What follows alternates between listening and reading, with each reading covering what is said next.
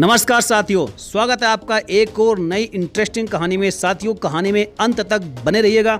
यदि आपको हमारी कहानी अच्छी लगती है तो वीडियो को लाइक करके चैनल को सब्सक्राइब करना बिल्कुल ना भूलें। तो चलिए साथियों, शुरू करते हैं इस दमदार कहानी को। फ़ोन की घंटी लगातार बजे जा रही थी।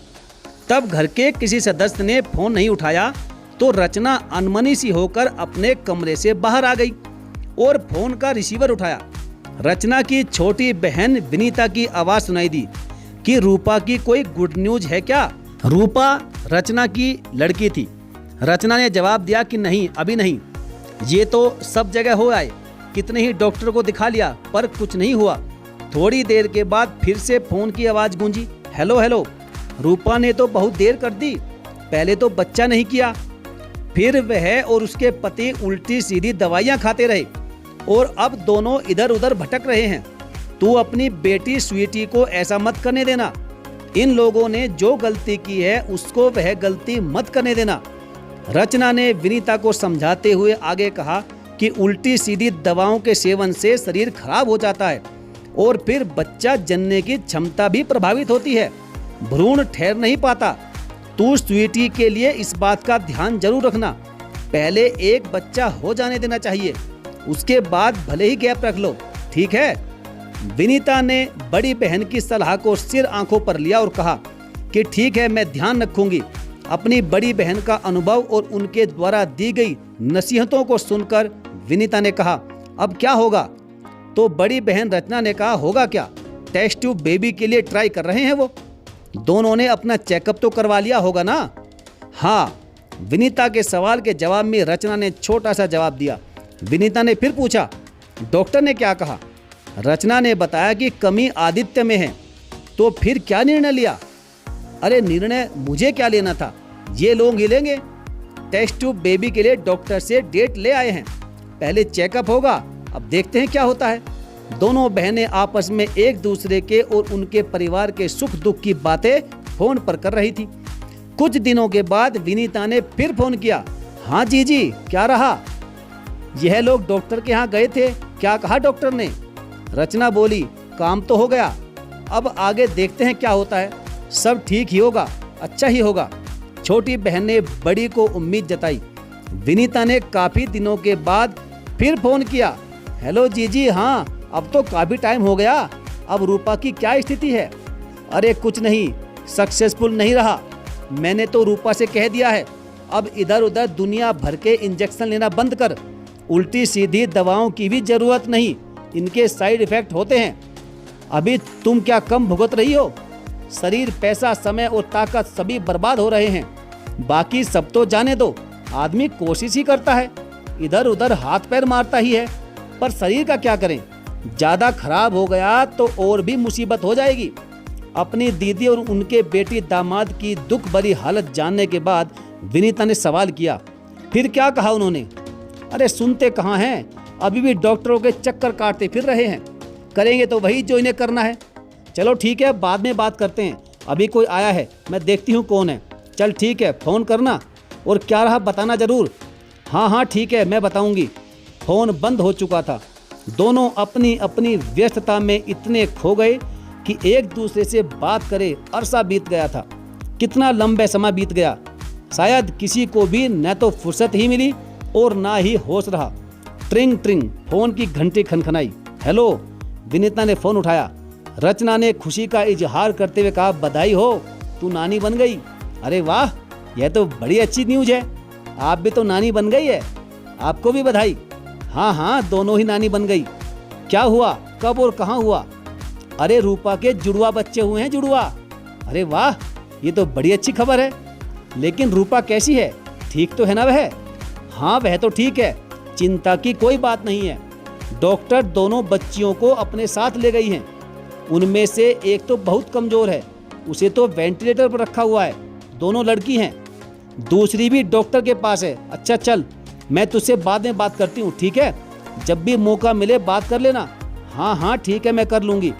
दोनों बहनों के वार्तालाप में एक बार फिर विराम आ गया था। दोनों ही फिर से व्यस्त हो गई थी अपने अपने कामों में।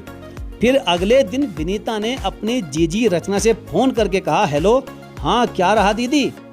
रचना बोली, हाँ मैं अभी अस्पताल में हूँ। विनीता ने उससे सवाल किया कि बच्चे कैसे हैं।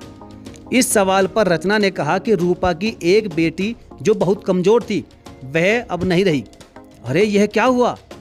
वह कमज़ोर ही बहुत थी, वेंटिलेटर पर थी। विनीता ने अपने आप को संभालते हुए फिर से सवाल किया कि दूसरी बच्ची कैसी है। तब रचना बोली कि दूसरी ठीक है, उससे डॉक्टर ने मिलवा तो दिया पर रखा हुआ अभी भी अपने पास ही है। 1.5 महीने तक वह अस्पताल में ही रहेगी। रूपा को छुट्टी मिल गई है, वह उसे दूध पिलाने आई है।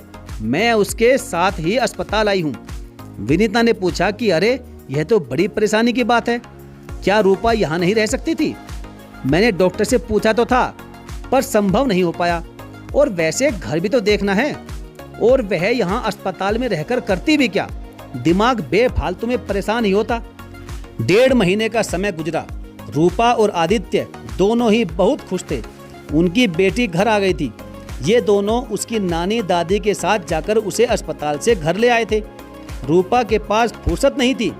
अपनी खोई हुई बच्ची का मातम मनाती या फिर दूसरी को पालती। वह तो पहले से ही एक को खोकर डरी हुई थी। उसे डर था कि कहीं इसे पालने में, इसकी परवरिश करने में कोई कमी न रह जाए।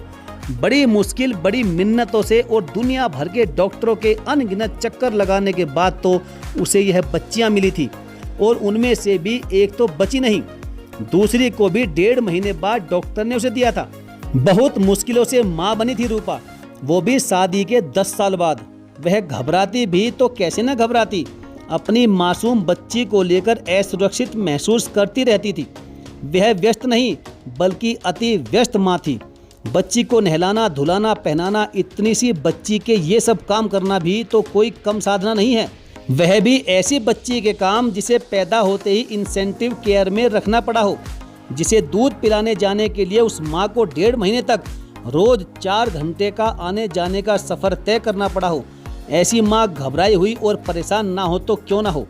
रूपा का पति यानी कि नवजात बच्ची का पिता आदित्य भी कम व्यस्त नहीं था। रोज रूपा को इतनी लंबी ड्राइव करके अस्पताल लाना ले जाना, घर के सारे सामान की व्यवस्था करना, अपनी माँ के लिए अलग, जच्चा पत्नी के लिए अलग और बच्ची के लिए अलग, ऊपर से दवाई और इंजेक्शन लाना भी कम मुसीबत का काम है क्या? एक दुकान पर यदि कोई दवा नहीं मिली तो दूसरी पर पूछना, और फिर भी ना मिलने पर डॉक्टर के निर्देशानुसार दूसरी दवा की व्यवस्था करना। कम सिरदर्द, व्यस्तता और कम थका देने वाले काम है क्या? अपनी बच्ची से बेइंतहा प्यार और बेशुमार भागदौड़ के बावजूद उसमें अपनी बच्ची के प्रति असुरक्षा और भय की भावना नहीं थी, बिल्कुल भी नहीं, जितना कि उसकी पत्नी रूपा में थी, क्योंकि उसके कार्यों और कार्य क्षेत्रों में ऐसी गुंजाइश की स्थिति नहीं के बराबर ही थी।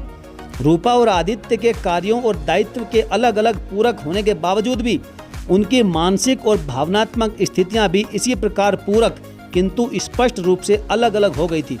जहां रूपा को अपनी एकमात्र बच्ची की व्यवस्था और रक्षा के सिवा और कुछ सूझता ही नहीं था, वहीं आदित्य को अन्य सब कामों में व्यस्त रहने के बावजूद अपनी खोई हुई एक बेटी के लिए सोचने का वक्त ही वक्त था। मनुष्य का शरीर अपनी जगह व्यस्त रहता है, दिल दिमाग अपनी जगह रहता है। कई स्थितियों में शरीर और दिल दिमाग एक जगह इतने डूब जाते हैं, इतने लीन हो जाते हैं, खो जाते हैं कि उसे और कुछ सोचने की तो दूर खुद अपना तक होश नहीं रहता। जैसा कि रूपा के साथ था, उसकी स्थिति और उसके दायित्व ही कुछ इस प्रकार के थे कि उसका उन्हीं में खोना और खोए रहना स्वाभाविक था, किंतु आदित्य की मनोस्थिति और दायित्व इसके ठीक उलट थे। इसलिए उसे अपनी खोई हुई बेटी का बहुत गम था। उसका गम तो सभी को था, माँ, नानी, दादी, सभी को। कई बार उसकी चर्चा भी होती थी, पर अलग ही ढंग से, जैसे उसे जाना ही था तो आई ही क्यों थी, उसने फालतू ही इतने कष्ट भोगे, इससे तो अच्छा था कि वह आती ही नहीं, क्यों आई थी वह। अपनी सासू माँ की ऐसी दुख भरी आहें सुनकर आदित्य के भीतर का दर्द एकाएक बाहर आकर बह पड़ा। कहते हैं ना कि दर्द जब तक भीतर होता है तो वश में होता है, उसको जरा सा छेड़ते ही, जरा सी हवा देते ही वह बेकाबू हो जाता है। यही होता आदित्य के साथ भी। उसकी तमाम पीड़ा, तमाम आहें एकाएक एक छोटे से वाक्य में फूट ही पड़ी, और अपनी सासू माँ के निकले आह भरे शब्द जाना ही था तो आई ही क्यों थी उसके जहन से टकराए और एक उत्तर बनकर बाहर आ गए। और वो बोल पड़ा, कि अपनी बहन को अपना सारा प्यार देकर चली गई वह। हम सबसे अपने हिस्से का सारा प्यार उसने अपनी बहन को दिलवा दिया। अपने हिस्से का सब कुछ देकर चली गई वह। कुछ भी नहीं लिया उसने किसी से, जमीन जायदाद कुछ भी नहीं। वह तो अपने हिस्से का अपनी माँ का दूध भी इसे देकर चली गई। आदित्य के उत्तर से सभी शांत और स्तब्ध रह गए थे। उसके शब्द हवा में गूंज रहे थे।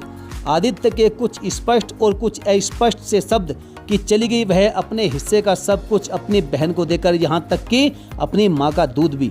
साथियों, आज भी हमारे समाज में एक ऐसा हिस्सा है जो कि लड़कियों के पैदा होने पर बड़ा दुखी हो जाता है।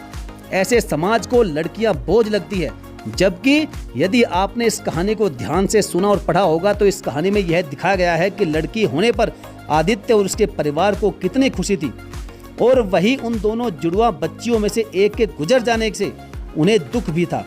वह सबसे ज्यादा दुख था उस मृत नवजात बच्ची के पिता आदित्य को।